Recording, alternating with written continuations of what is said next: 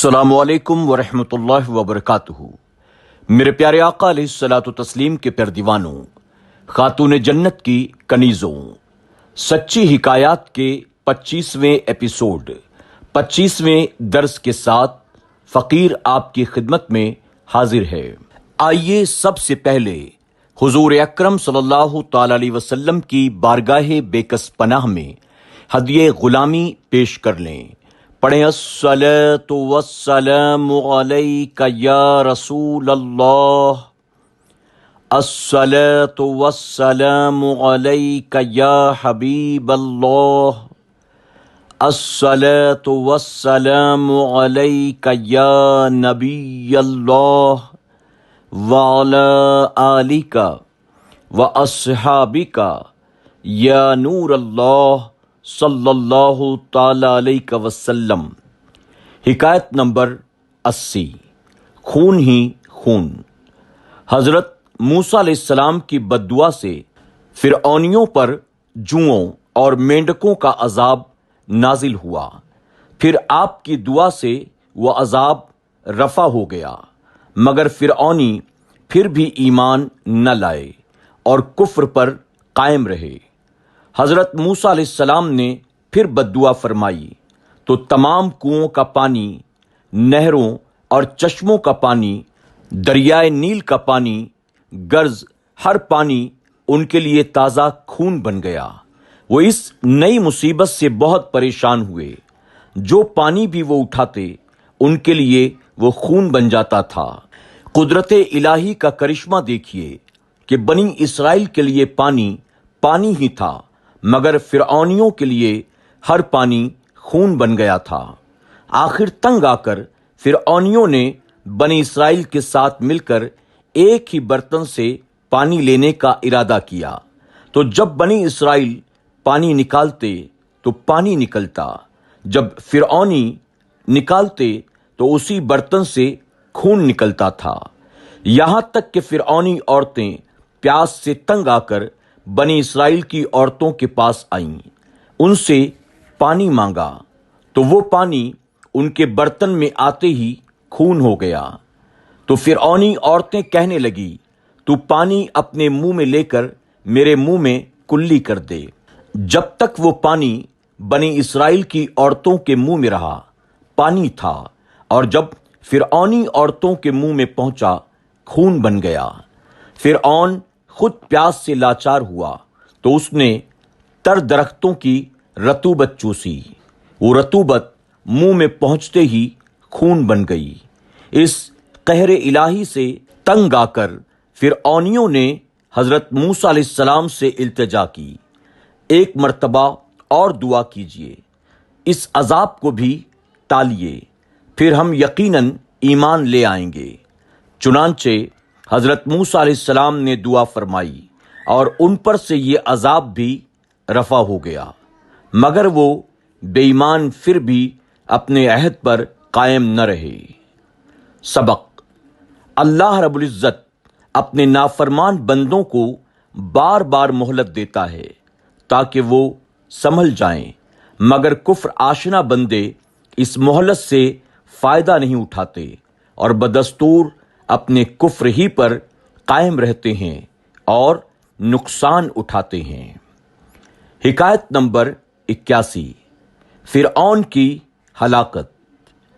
حضرت موسیٰ علیہ السلام فرعون اور فرعونیوں کے ایمان لانے سے مایوس ہو گئے تو آپ نے ان کی ہلاکت کے لیے دعا کی، اے ہمارے رب، ان کے مال برباد کر دے، ان کے دل سخت کر دے کہ ایمان نہ لائیں جب تک دردناک عذاب نہ دیکھ لیں۔ حضرت موسیٰ علیہ السلام کی یہ دعا قبول ہوئی۔ خدا نے انہیں حکم دیا کہ بنی اسرائیل کو لے کر راتوں رات شہر سے نکل جائیں۔ چنانچہ حضرت موسیٰ علیہ السلام نے اپنی قوم کو نکل چلنے کا حکم فرمایا، اور بنی اسرائیل کی عورتیں فرعونی عورتوں کے پاس گئیں اور ان سے کہنے لگیں، ہمیں ایک میلے میں شریک ہونا ہے، وہاں پہن کر جانے کے لیے ہمیں ادھار کے طور پر اپنے زیور دے دو۔ چنانچہ فرعونی عورتوں نے اپنے اپنے زیور اور بنی اسرائیل کی عورتوں کو دے دیے۔ پھر سب بنی اسرائیل کی عورتیں بچوں سمیت حضرت موسیٰ علیہ السلام کے ساتھ راتوں رات ہی نکل گئے۔ ان سب مردوں، عورتوں، چھوٹوں، بڑوں کی کل تعداد 6 لاکھ تھی۔ فرعون کو جب اس بات کی خبر پہنچی تو وہ بھی راتوں رات ہی پیچھا کرنے کے لیے تیار ہو گیا، اپنی ساری قوم کو لے کر بنی اسرائیل کے پیچھے نکل پڑا۔ فرعونیوں کی تعداد بنی اسرائیل سے 2 گنی تھی۔ صبح ہوتے ہی فرعون کے لشکر نے بنی اسرائیل کو پا لیا۔ بنی اسرائیل نے دیکھا پیچھے فرعون لشکر کے ساتھ آ رہا ہے، آگے دریا بھی آ گیا۔ انہوں نے حضرت موسیٰ علیہ السلام سے عرض کیا تو موسیٰ علیہ السلام نے اپنا عصائے مبارک دریا پر مارا تو دریا کٹ گیا، اس میں 12 راستے ظاہر ہو گئے۔ بنی اسرائیل ان راستوں سے دریا پار کرنے لگے۔ جب فرعونی لشکر دریا کے کنارے پہنچے تو وہ بھی دریا پار کرنے کے لیے ان راستوں پر چل پڑے۔ جب فرعون اور اس کا سارا لشکر 12 راستوں میں داخل ہو گیا تو اللہ رب العزت نے دریا کو حکم دیا کہ وہ مل جائے، ان سب کو ڈبا دے۔ چنانچہ دریا فوراً مل گیا اور فرعون اپنے عظیم لشکر سمیت دریا میں غرق ہو گیا۔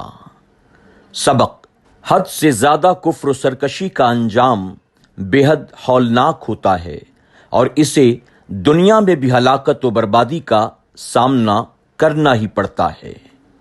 حکایت نمبر 82۔ نمک حرام غلام۔ ایک مرتبہ جبرائیل علیہ السلام فرعون کے پاس ایک سوال لے کر آئے جس کا مضمون یہ تھا کہ بادشاہ کا کیا حکم ہے ایسے غلام کے حق میں جس نے ایک شخص کے مال و نعمت میں پرورش پائی اور پھر اس کی ناشکری کی، اس کے حق میں منکر ہو گیا اور اپنے آپ مولا ہونے کا دعوے دار بن گیا۔ اس پر فرعون نے جواب لکھا کہ جو نمک حرام غلام اپنے آقا کی نعمتوں کا انکار کرے، اس کے مقابلے آئے، اس کی یہ سزا ہے کہ اس کو دریا میں ڈبو دیا جائے۔ چنانچہ فرعون جب خود دریا میں ڈوبنے لگا تو حضرت جبرائیل علیہ السلام نے اس کا وہی فتویٰ اس کے سامنے پیش کر دیا اور اس کو اس نے پہچان بھی لیا۔ سبق: انسان اگر اپنے غلام کی نافرمانی پر غصے میں آ جاتا ہے اور اسے سزا دیتا ہے تو پھر وہ خود بھی اگر اپنے مالک حقیقی کا نافرمان ہوگا تو سزا بھگتنے کو تیار رہے۔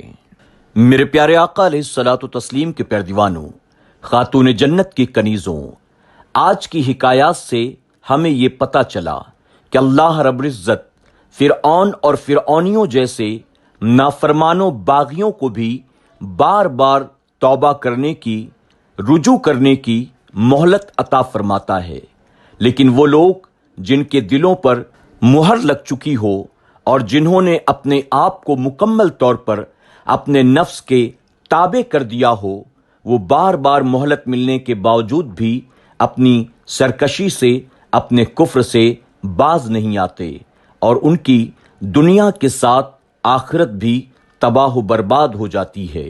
اللہ رب العزت ہمیں ایمان کی سلامتی کے ساتھ مدینے میں موت عطا فرمائے۔ السلام علیکم ورحمۃ اللہ وبرکاتہ۔ سچی حکایات کے تمام ایپیسوڈز کو سننے کے لیے YouTube پر SDI آڈیو پر ضرور وزٹ کریں، سبسکرائب کریں، بیل آئیکن پر کلک کریں اور اپنے دوست احباب کے ساتھ ضرور SDI آڈیو کو شیئر کریں۔